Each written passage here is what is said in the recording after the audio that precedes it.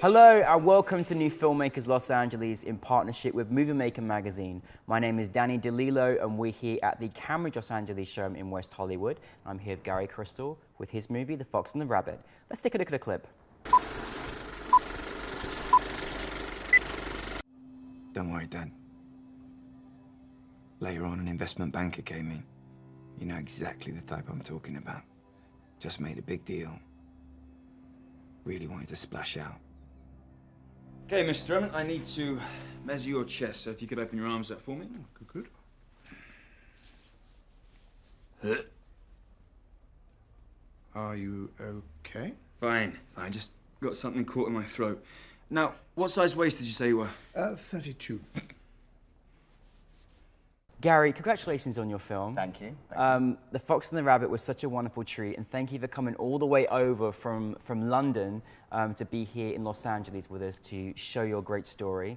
But for those that haven't seen it, tell us a brief synopsis of your film. Sure. The Fox and the Rabbit is about Francis Henry, who runs his family's century-old tailoring business, and he's doing everything he can to bring about its downfall. And in the evening, he visits his father and taunts him about news about the declining business. And he really taunts him. I mean, it's like quite a journey, actually, and quite an experience to see this sort of like crazy father-son relationship, and particularly in the father's downfall. We can't really do too much about it. Yeah. Now, you took on many roles with this. You wrote it and produced it and directed it. Now, where did the inspiration come for you in creating this story? I have to add that I also edited it as well. I mean, quadruple threat in the world. I mean, geez, no wonder. There's an argument that it's good to do those things, but also there's an argument not to do it all, but we can get to that if you'd like to. The inspiration from that, as I always put in the caveat, it's not autobiographical. I have a wonderful, Put it out there. I have a great relationship with my father, but it was kind of based on a lifetime of observations about people's relationships with their parents, and I think parents, and since being a father myself, you try and do what you think is best for your child. Yeah. And maybe that's a vicarious desire, who knows? And I think despite your best intentions, it can sometimes go wrong. Yeah. And as I say, always when I talk about this film, forgive the expression, but as Philip Larkin said, they fuck you up, your mum and dad. They may not mean to, but they do. And that's what happens, and that's kind of what the story is about. And also, I've always loved the British tradition of a suit. It's just something about it. We do, you know, going back from Bond and going back from the Italian job when Michael Caine's being measured up. It's just great, any excuse to have a suit. I mean, we sleep in suits. I mean, it's just how we roll, isn't it? It's amazing. Yeah. What was so fascinating about that, and I actually being British myself, if you haven't noticed in the last 5 years of doing this interviews, is the fact that, you know, we have such a tradition, not only tradition of British suits, but we have, I think, arguably we could say, the best, well, in this case, it's Savile Row of suit making in the world. Yes, like it's, you know, forget the Italians, but, you know, it's really quite amazing. And so you actually filmed on the most famous street, Savile Row, in London. Yes. In a tailored store. How amazing is that? Okay, so there's a whole story around that, in the fact that Savile Row, for people that don't know, Savile Row is a very famous street in London where exclusively it's just made for tailored suits. I think it's the last, apparently I read this somewhere, that Savile Row is the last street in London that's purely dedicated to one industry. And what did you say the cheapest suit was? So the cheapest suit, I think at the place that I filmed at, I think they said it was like £3,500. Yeah, which is about sort of $4,500 to $6,000. But people fly from all over the world. And the place where I filmed, called Henry Pool, they're amazingly warm people, and I'm incredibly grateful for them letting me film there. But it has this incredible history because it was the oldest tailors in Savile Row. Wow. So all along the wall, which I couldn't really focus on the film because the film wasn't about the history of it, but you had photos of Winston Churchill, Oscar Wilde, or various other prime ministers, the Shah of Persia, Maharajas of India. You go in there, you can taste the history. Yeah. So we're very lucky to film there, but unfortunately, about a few days beforehand, the owners of the shop informed us that the Kingsman 2, Golden Circle, was filming straight outside.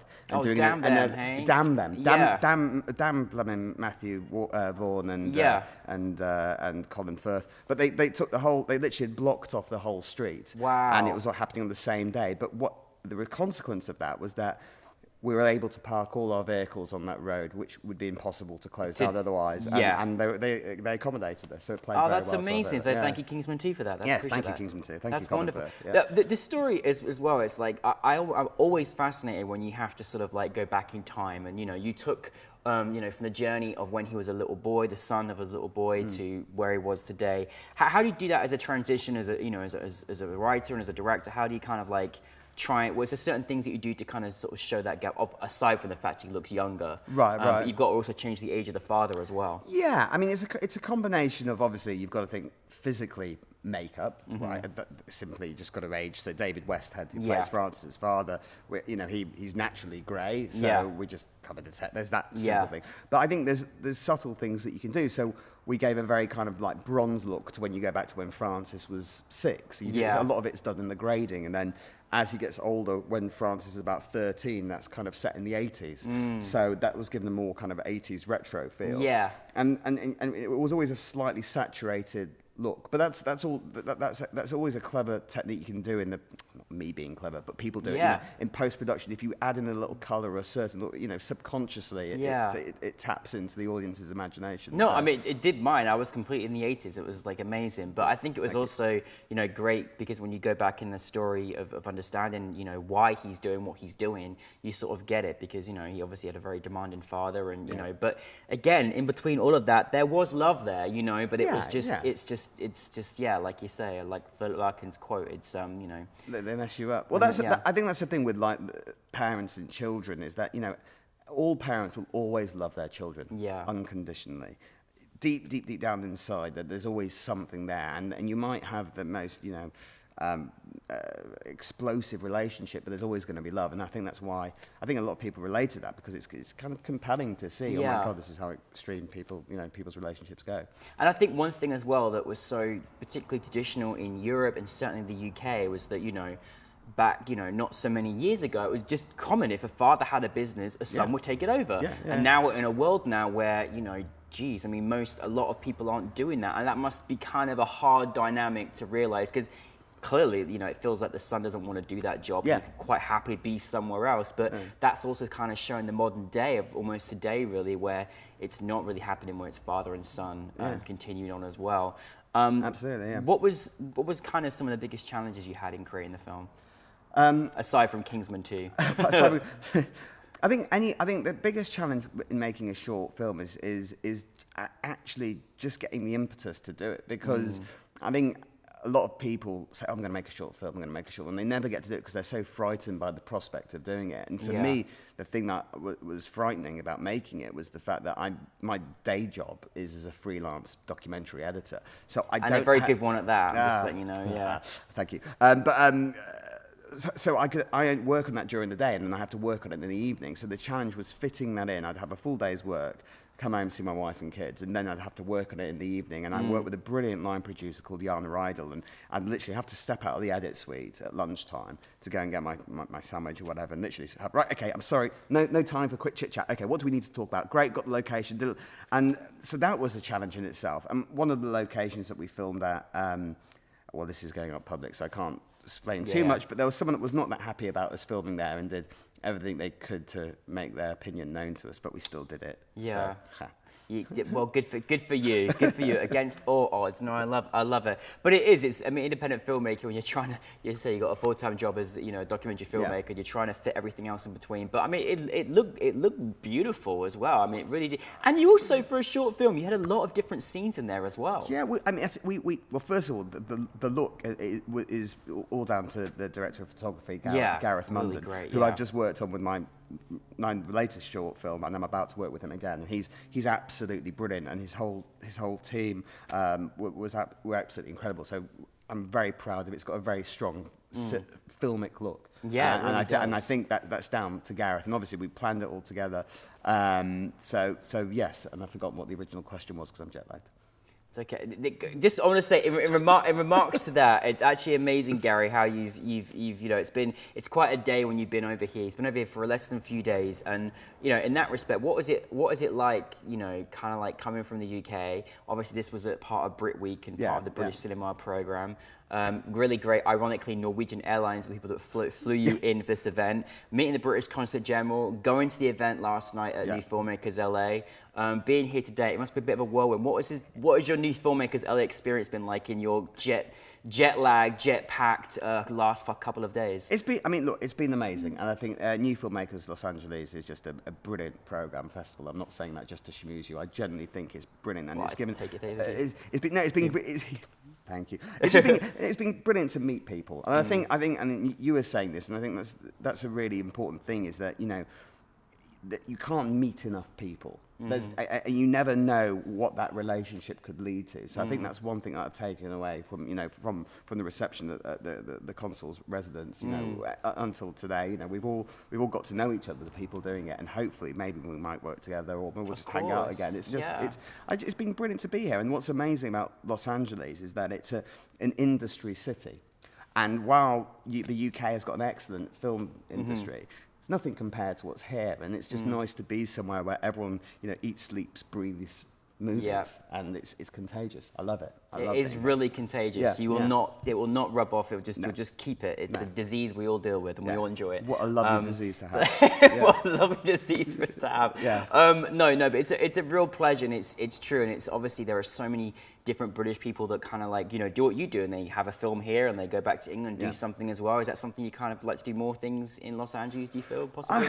You are busy at home. So. I'd love to. No, I'd love to. I mean, my kind of plan is I'm making a rack of short films, and off the back of that, I'd like to make a feature. It just depends where the work is, quite frankly, and who takes an interest. But who knows if it brings me to LA? I'd love that. But I think that's the best attitude to have, especially as a filmmaker, that who knows where you're going to be, and you go where it takes you, and that's definitely an exciting thing.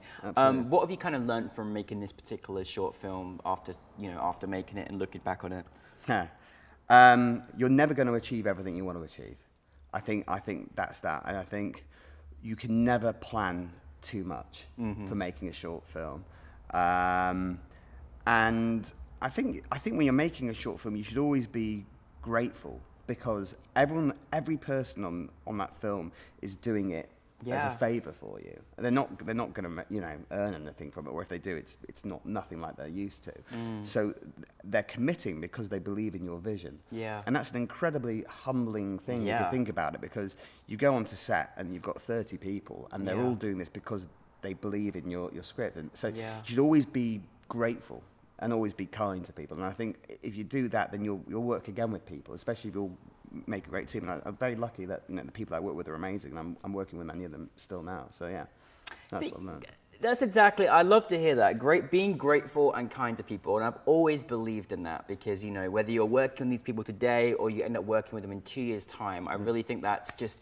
It's not hard to be nice, is it? No. I think a bit of humility as well. Yeah. I think what's nice is because I used to be an actor, so when I was an actor. That's why you're so good on camera. You see, I'm really an asshole. But no, I think it's interesting is that a lot of the more established people that I've met are incredibly sincere and nice people because.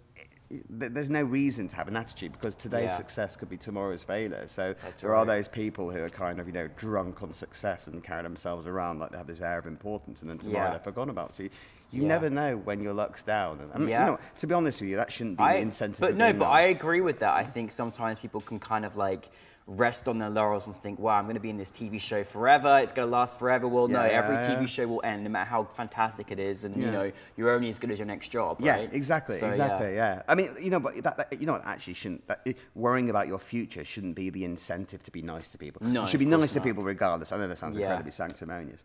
But, you've got to have a positive set. So I think that's the most important thing, is to be nice. And actually, what's very good is to feed people on short films.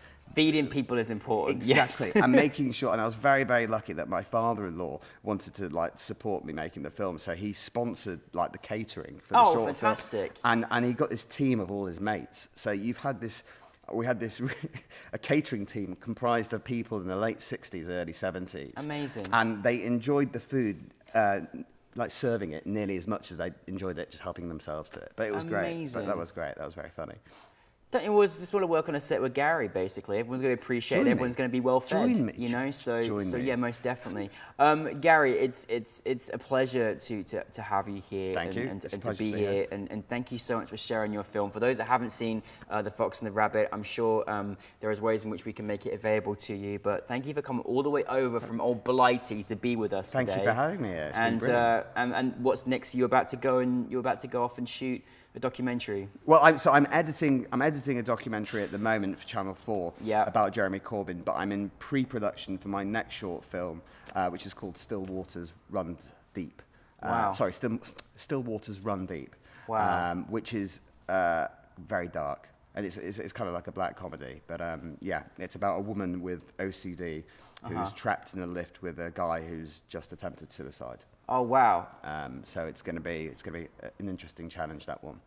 And literally, if you want to know how busy Garry is, his suitcase is ready to go to the airport after this. So that's how amazing it is to have you here and how grateful we are. So Garry, thank you very much. Nice to meet you. Thank you. Looking forward to having a pint with you in London. Likewise. When they let me away. All right, absolutely. take care, Garry, Chris, everybody. Thank you.